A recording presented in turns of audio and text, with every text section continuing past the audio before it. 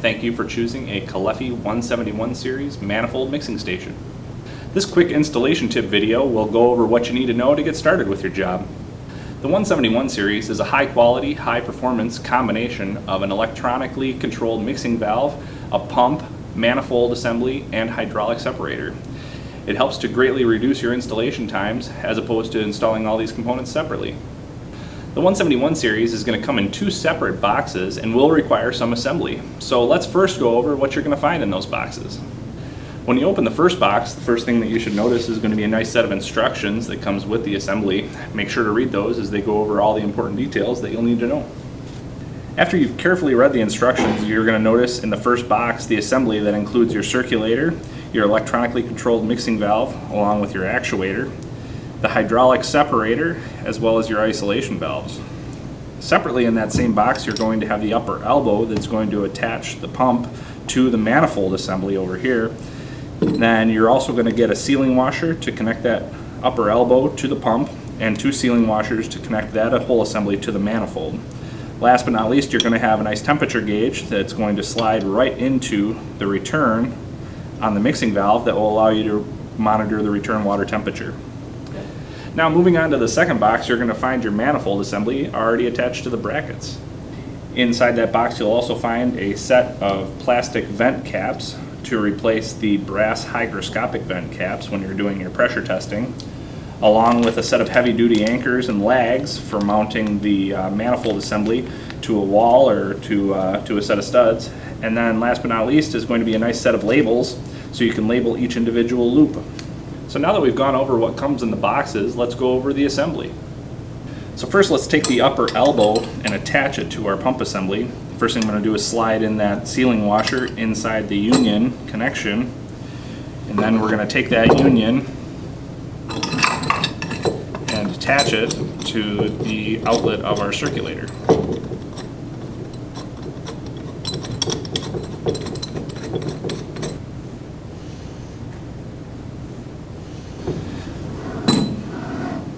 So now that we've got that upper elbow attached to our circulator, we're going to bring this whole assembly and attach it to our manifold.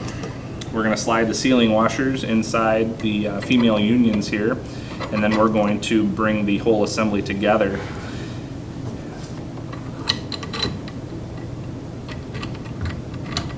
going to want to snug these down good and tight with a wrench once you get it all together. Put them together kind of loose at first, so that way you can start the other one on top here. Once you get these snugged down and everything put together, you're going to want to make sure to put a wrench on all of the unions in the whole assembly. So you're going to have one here at each manifold, the inlet and outlet of the circulator, as well as the 4 unions on the hydraulic separator as well. So now that we've got our 171 series fully assembled and everything tightened up, let's go over all your connections and how to utilize the 171 series. The first thing that you're going to notice at the bottom here is that set of isolation valves that I pointed out before. The one on this side is going to be your supply from your heat source, and the one on this side is going to be returned back to your heat source. Just above the isolation valves, you're going to have your hydraulic separator. Now it's very important to understand what this hydraulic separator does, because there are some applications where you may or may not need it and you might have to remove it. If you are pumping to the supply from your boiler system or your heating system, you're going to want to make sure to leave this hydraulic separator in, because it will separate the supply from this side from the circulator on this side. If you are expecting the circulator that's on board of the 171 to pull from your heat source, you're going to want to make sure to remove this hydraulic separator. So the first thing you're going to want to do is loosen up these union nuts on the isolation valves with a wrench, which I've already done, and then you're going to remove them and set them aside, and then again loosen up the union nuts on the hydraulic separator. Take that whole assembly off and set it aside. You'll notice that a sealing washer came out on the hydraulic separator. You're going to want to make sure that when you put the isolation valves and connect them directly up to the mixing valve assembly, that you're going to have a sealing washer in each one of those. And then again tighten those up with a wrench and you're good to go. Just above your hydraulic separator is going to be your electronically controlled mixing valve assembly. And you're going to have a nice return water temperature gauge in there to give you an idea of your temperature drop across your manifold. On the end here is going to be your actuator. This is a 24 volt actuator. It's going to be a floating type actuator that will require a separately sourced set point control or an outdoor reset control, again with a floating action. On the very front of the actuator assembly, you'll notice a nice wiring guide to tell you exactly how to wire that guy up. Moving on to our circulators, this particular model has a 3-speed circulator. We also offer a high efficiency ECM smart pump, depending on which model that you chose. These will be wired with 120 volts AC and just going to have a line, neutral, and a ground connection. Just above the circulator on the upper elbow, you are going to have a purge valve. This helps to remove a lot of the air in your system when you're first filling. And then above that, you're going to have a nice pressure temperature gauge. This paired with the return temperature gauge will help to give you your nice delta T's. Then on each of your manifolds, both supply and return, you're going to have all your connections that you're going to use to make to your loops. These connections are going to be a 3/4 inch Euro conical type fitting that will accept both our 680 and 682 series universal PEX fittings.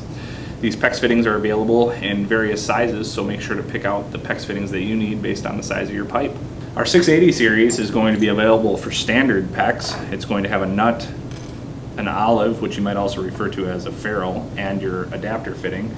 And then we offer our 682 series, which is going to be for your PEXL PEX, which will have similar components, except the olive or ferrule will be made in brass.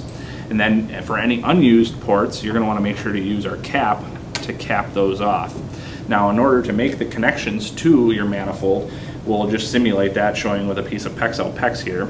The first thing you're going to want to do is slide the nut over the PEX, and then you're going to slide the olive over top of that. And then you are going to take the adapter fitting and push it down into place. Now, once you do that, you can take the fitting and tighten it down onto the manifold. Another nifty accessory is going to be our manifold wrench to help get you in between these tight spots. And then you're going to tighten that down good and snug so that it doesn't leak. Another handy accessory is going to be our snap-on thermometers. These thermometers snap directly onto your pipe. You can put these on your pipe to calculate your delta T's per loop to make sure to set your flow properly. On our supply manifold, on each individual loop, you'll notice one of our unique twist flow combination balancing valve and flow meter.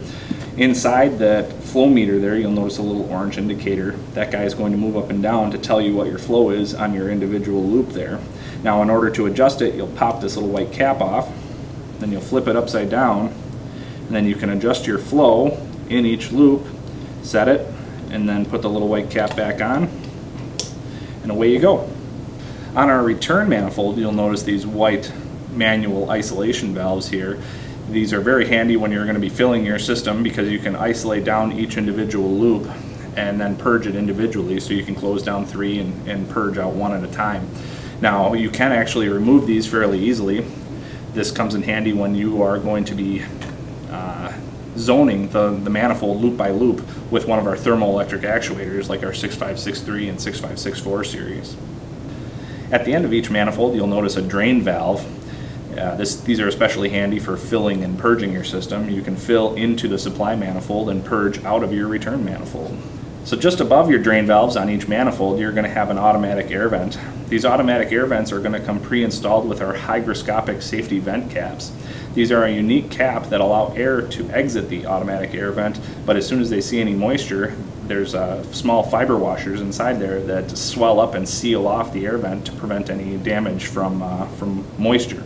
Now, if you are going to be pressure testing your system with air, we have provided a set of black plastic vent caps. You're going to want to replace the hygroscopic safety vent cap with the plastic vent caps so you can shut off the air vent, so that way you can do your pressure test.